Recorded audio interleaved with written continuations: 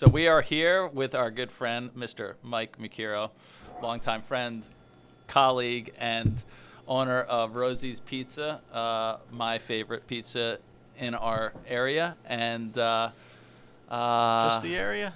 Well, you know, we have a mutual close friend Yes. that Yes. also battles with you as the number one that's spot. not a battle. That's not a battle. But I'll say that I by far my favorite pizza. Thank you. My go-to. So Mike, I think what I wanted to, if you could share a little bit of your background, like where are you from? Sure. And yeah. I grew up here, born and raised, Point Pleasant Hospital, long time ago when it existed. Dr. Doolittle? Or whatever his name was. Dr. Doolett. Dr. Doolett. Right? Yeah. Yeah, he was the family. You weren't like a dog or physician. something, Dr. Doolittle. No. You were actually one of those Dr. Doolett guys. Exactly. Okay, yeah. Exactly. So yeah, I go way back here. Born and raised, a couple years in the Army, a couple years in Toms River. Other than that, we've been in Point Pleasant all our lives. Still raised in the beach, live in the borough now. I lived like 5 doors down from your grandmother. Right. Seymour. She was on Seymour forever. Yes.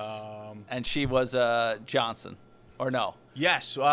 Second second marriage was Borden. Okay. Third marriage was Arch Johnson. Now that is serious Point Pleasant history. Yeah, exactly. Right there. She was. So your grandmother's married to Borden, and then Johnson, and then Johnson's of Johnson's Hardware. It's a long story, but they were kind of like 4 best friends: Arch Johnson and his wife, Bill Borden, and my grandmother were 4 peas in a pod, kind of. And when Arch's wife passed, a few years later, Bill passed, and Arch and Jeannie, my grandma, still did everything together all the time. So they just naturally gravitated to one another. Wow, that's cool. And they actually eloped in Mexico. So wow. Yeah. Point Pleasant Kind of neat. lore. Yeah. That's awesome. Yeah. All right, cool. So So how did you get started in the in the Army? Oh, You were yeah. what was your experience there? it was great. I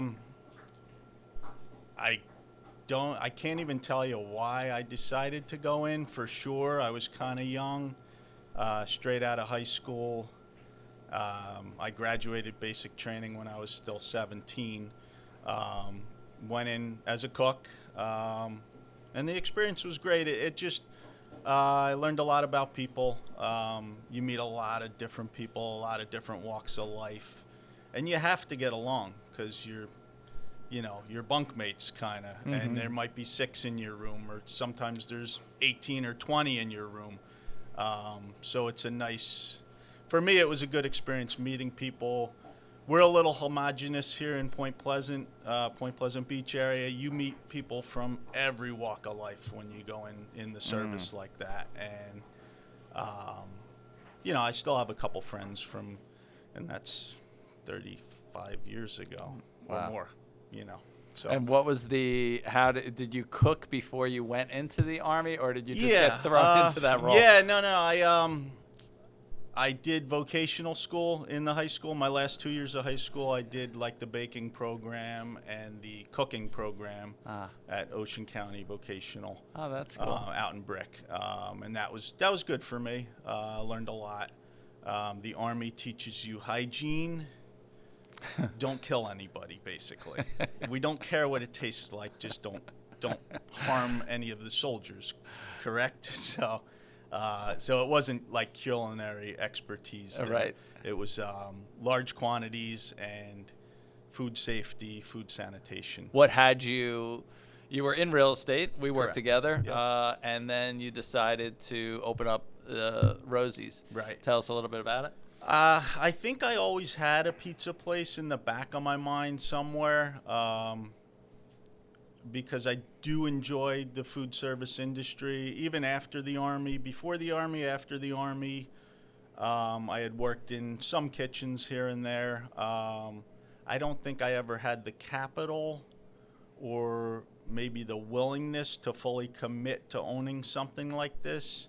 and then made friends with a guy who was a pizza maker, very skilled pizza maker. And you know, we got to talking over the year or so. We knew each other, and at that point, I had the capital to be able to do this, and I negotiated to buy a different place that was for sale here in town.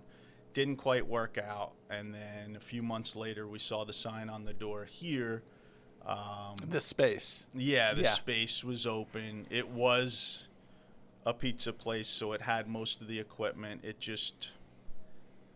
I had reservations because the space itself for so long kind of had a stigma of being a little rough. My first order of business, I had a partner who I knew I could trust with the product, and I knew from experience, from tasting his pizza, having his pizza many times, I knew he could handle the product side of it, create a great pizza for us. On my side of it, I didn't want to put my name to the Scode shop. Yes. Right? I didn't. I wanted to break it down to nothing and rebuild it and have it be a place where people are comfortable coming in and eating off the table. And if a little bit of their pizza drops on the table, they're not going to throw it away. They can still eat it because the table is clean. And they can look at the ceiling, and the ceiling looks clean, and the floors look clean, and there's nice white Those tile. old Army days coming back to you. Correct. Hygiene, just high having hygiene. everything in order and more welcoming to a customer. Not just here's a slice, get out. Just come, sit down, relax. Even if you're just waiting for takeout, you're not uncomfortable waiting here, I hope. And tell us about Rosie's. The name came, there's some significance behind the name? There is. I think we arrived at it, my wife and I, my partner and his wife, we all wrote down legal pads of names thinking about things and what about this, what about that. And I think I just said, what about Rosie? That's my grandmother, and my partner had a great-grandmother, Rosie, and I think just about every good Italian family has a Rosie somewhere along the way. And I think I liked the fact that it's more neutral. It's not Frank's or Joe's or Luigi or Mike's. You know, it's definitely not Mike's. We have in town here a very famous Mike's that was born and grew up just down the block. So we don't want to be Mike's, clearly, even though we're both Mike's. I was thinking about that just in, prep for today. Like, sure. It's pretty amazing how many big, restaurants, chains have come out of Point Pleasant Beach. Correct. Mike's Subs to Bubba Surf Cruz Taco. is doing well. Yeah. Surf Taco. There's all kinds of things Yeah. that came out of here. Ply Bowls Ply nearby, Bowls, whatever. pretty much, Yeah, yeah. pretty neat. So maybe Rosie's the next. You have a new place coming. We do. I have a lease in Middletown, 1500 Route 35. It's called Middletown Marketplace. It's in a brand new ShopRite Plaza on the site of the former Sears building. So we'll be up there hopefully sometime this spring. A little over 6 years in here, I've learned a lot about where things should be, how the pizza should flow from being prepped to the oven, to out of the oven, to being cut, to being out the door. You learn the flows and what works well, what doesn't work. So it's nice to be able to start from scratch and really put things where I want them from the get-go. Me personally, I try to challenge everything that's status quo. And I think, I don't know, we just try a little harder. I know. Yeah. To me, it was just like it's a really awesome pizza. Yeah. It truly, it's not because it's not. I don't see your personality being the type to go out there and try to promote to create that. It came so organically from people who just love the pizza, and people are passionate in New Jersey about pizza. Yeah. So they, and they spread the word naturally. I mean, a lot of it just seemed to come from that. Like you're not. Okay. You're pretty, pretty calm, cool. We haven't and really dude. advertised much. No, you're correct. Right. We use Instagram a lot, and that just naturally flows over to Facebook. But other than that, we haven't done much advertising. We just try to keep plugging away here. The product is definitely different. We use a natural sourdough starter, and that's going to add flavor. For me, I appreciate the very last bite of the pie when you just have that little folded up piece of crust. If that doesn't have a flavor to it, and if you don't have a desire to eat that, when it's a piece of crust with no sauce on it, no cheese on it, it's just a piece of crust. I feel like that little piece is part of your pizza, and it should taste really good still, even with nothing else on it. And so I always appreciate when I see a plate here and all the crust is gone, everything's gone, because I hope that's somebody recognizing the extra steps we put into it to make sure the crust has a flavor. We do use fresh mozzarella, we use fresh basil, we use fresh garlic on every pie. So we like to elevate the ingredients a little. I find that one of the best pies that you have is the marinara, which is so surprising, and I always try to convince people I'm with to have it because they think that it's not their jam. Correct. Yeah, I know. And then I they love do, it. and Yes. it has so much flavor. I love it. it as Really, well. you really truly realize that you don't need the cheese. Correct. I mean, great, Correct. great mozzarella on everything else, but you don't. That is an exceptional pie. Yeah, I agree. It's one of my favorites as well. The cheese tends to hide some of the flavors in there. Yeah. The tomatoes really sing. When there's no cheese on there, the tomatoes and the garlic and the basil really, really come out. So a marinara tomato pie with no cheese at all, maybe a sprinkle of Parmesan. Yeah. It's kind of my groove too. Yeah. But I've been playing around with another one to add to the menu soon. I like a white pie, but instead of ricotta, having provolone on there. So we used grated provolone as a topping, a nice sharp provolone. So it's mozzarella, sharp provolone, little garlic, Nice. little basil, and it comes out really, really crispy, really What do you a call lot that? of flavor. I might just call it the sharp white. Ah, nice. I don't know. Yeah, so if you're hearing this, just order a sharp white, see what happens. I don't know. But I enjoy that, and a little side of marinara with that, and again, it's a good flavor. I think it works well. And I think we're past the season, but the squash pie. the squash pie The is honey nut another squash one. pie. Wow. Sure. We still have about a half a case of honey nut squash left. And if I can source the honey nut squash all year round, I'll keep it on the menu all year round. It's just difficult because we like to get a local honey nut squash. It's a little different, a little sweeter than the butternut. And the pie comes together nicely with the shaved shallots and the Gruyere to finish. It's Really great. I'm glad you appreciate it. Yeah. Because they're a lot of work. One other thing Yeah. that we appreciate, we'll give a plug to Jess, Okay. your better half, Sure, on the sure. Jess's salad. I Yeah. don't know if it's what it's called, but it's Yeah. just the salad. The house salad. Yeah, the house salad, arugula salad. But yes. Not to be missed. My wife I just have to Jessie say. created it. Yes. Yeah. She had a mandate.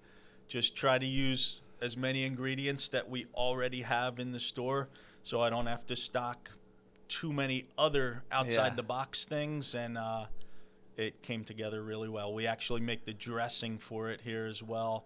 We roast the fennel seeds, grind them, so it's a roasted fennel seed vinaigrette. Again, it's trying to fit right into the ethos of we're making products here. We're not ripping open a bag and heating it up. Our meatballs are made from scratch here. Our marinara we make here. Just about everything we can is made in-house. We roast our own red peppers. We get fresh red peppers, roast them in the oven, peel them, cut them, season them. So they should be excellent all the time as well. Cool. All of it. We try to keep all of it really, really fresh. And we don't own a freezer here. We don't own a fryer. We don't own a griddle top. We don't own a freezer. Because we want everything to be fresh. And I don't like deep fryers, because it's part of the reason this place was such a mess. I've worked on deep fryers. Yeah, everybody's worked around a deep fryer enough to know if you can remove it from your kitchen, it's a beautiful thing. Yeah. So you got some extra play on from David Portnoy. Correct. He was here. Spring of 2021. So he was here, gave us a very good score, and it just made the summer pretty difficult. It's, again, you can't complain about a very good score. But in his own video, he said, I don't think I can make this place more popular, but unfortunately he did. So people were coming from all over the place to get a pizza. Because you were already at a place where you were kind of selling, you could only produce so many pies here a day. Correct. Right? So when that video drops in the middle of June, I have July and August coming. In any given year, July will be more than double the volume of a March or a January or a November. More than double. So I'm facing down July with a new audience that's going to come to me. And I already have enough audience that So you would have preferred if you came in November. Oh, gosh, November would have been lovely. Yes, bring it on.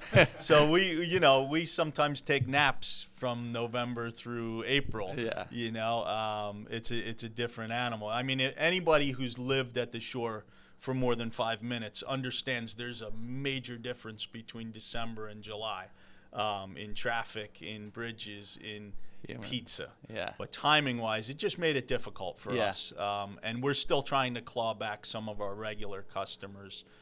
Who just thought it was too, thought that they couldn't get in. I don't blame them either. If they call this Friday and next Friday and next Friday and 4 or 5 Fridays in a row and they never can get through because we're selling out so quickly, I don't blame them for kind of disappearing and not coming back.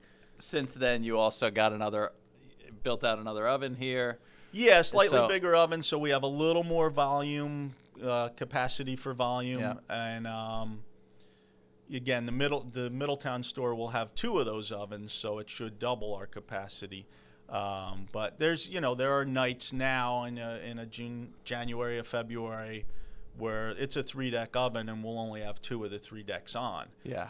Because we know the volume won't be there. So in other words, Monday. don't buy into the misconception that you won't be able to get through anymore. Those rumors. Gosh, no. Yes, we're looking for customers Monday through Thursday for sure. Really, Friday's the only night that is crazy busy where we're booked straight through. Even most Saturdays you can call at 6:30 and have a pie by 7.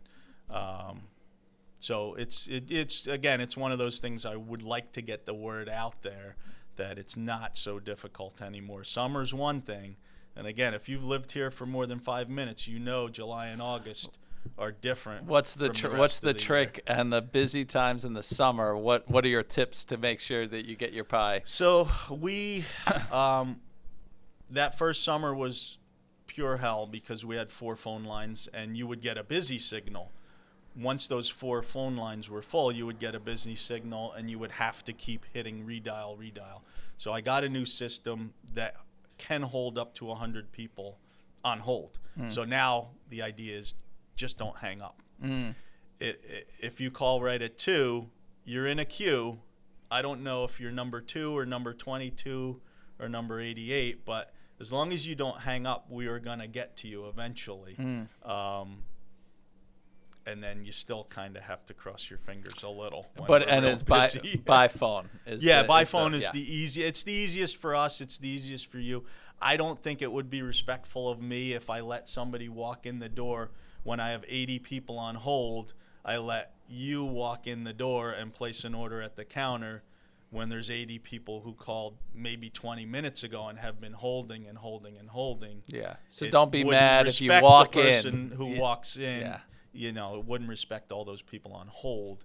So when somebody walks in, we say, as soon as this phone stops ringing, we'll take your order. Gotcha. Yeah. So that's in the very, very busy times. Yeah. Like, again, today, if somebody walked in today on a Wednesday in January, we get the pen out right away. Yeah. And, it might be 10 minutes. If you want it in an hour, fine, we'll make it in an hour.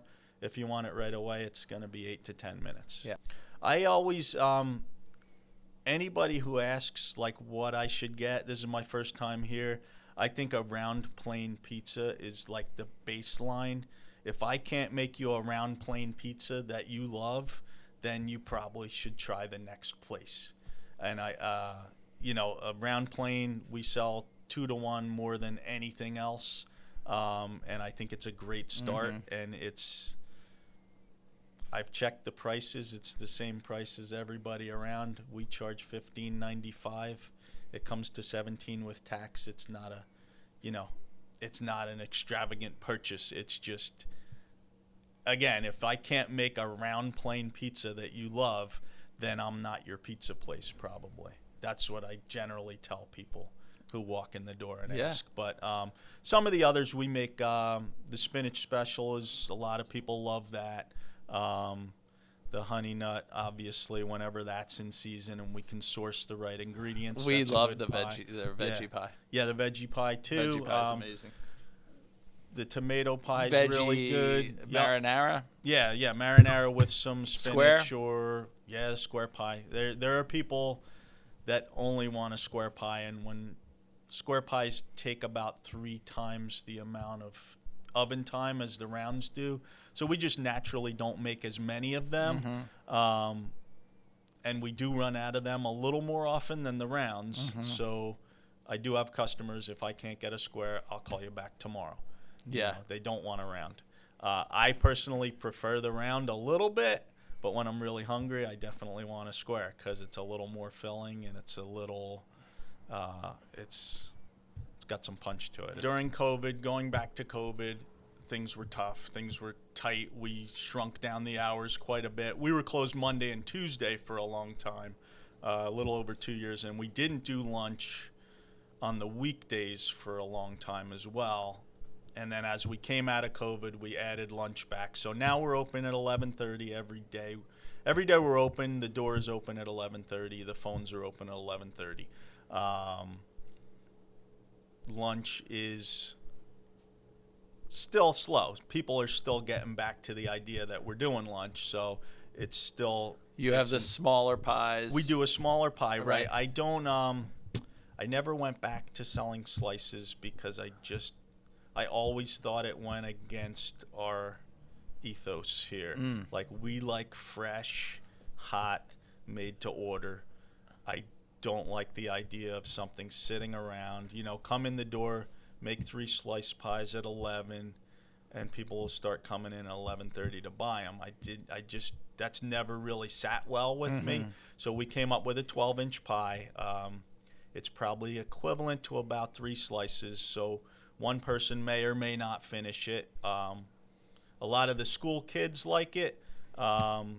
Sometimes 2 kids will split one. Sometimes, most of the boys will eat their own, no problem. So it's a 12-inch round pie. I think it's perfect for lunch. And again, it's hot and fresh. You order it however you want it, and it'll appear in 7 or 8 minutes. So awesome. Whereas a slice might take 3 minutes to be on a plate in front of you, this is going to take 7 or 8. But I think that's 5 minutes very well spent because it's a pie made to order the way you want it. And it's hot, it's fresh. It's more Rosie's. Yeah. You know what I mean? Yep.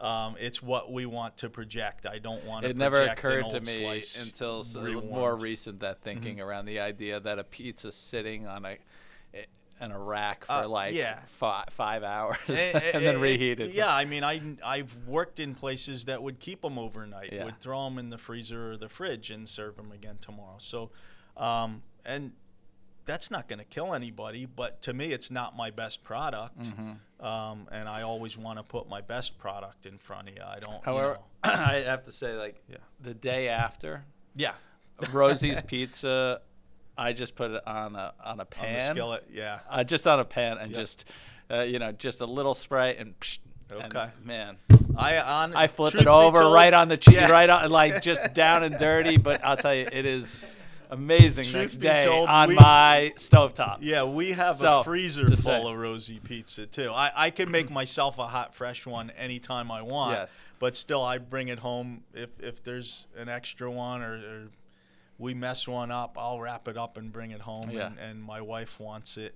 You know, on a night when I'm working late here, she's pulling a frozen slice out and reheating it, and it does do fine. But I understand. It's not get the it. it's Yeah. not it's If not the it's- way it's designed. yeah, but if it's someone's not the same, first but taste of my pizza Yes, ever, fair I enough. don't want them to taste a pie that maybe I made 2 hours ago or maybe I made 5 minutes. I want to definitely put my best product in front of as them. it should be made. Yeah, I want to be able to stand behind it and know that it's the right product. It's my product. Yeah. You know, so Well, I'll tell you, I'm ready for some pizza. sweet. I like it.